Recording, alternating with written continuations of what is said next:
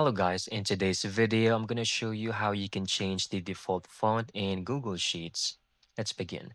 First, open your favorite browser, which is mostly Chrome, and once on the home page, click on this grid icon. It will reveal more options. Click on Google Sheets. Now you can click on a blank spreadsheet or any existing Google Sheet that you have, all right? Then over here, you can just type in any text. And this section is where you can easily change the default font. So default Georgia, and you have other options you can choose from. Or another way is you can click on format, go to theme, and click on customize, and you will also have the option over here. Click on fonts. It will reveal several options for you. And here also you can change the colors pretty easily, but in my opinion it will be much more easier to click on this section and just choose any default font you would like.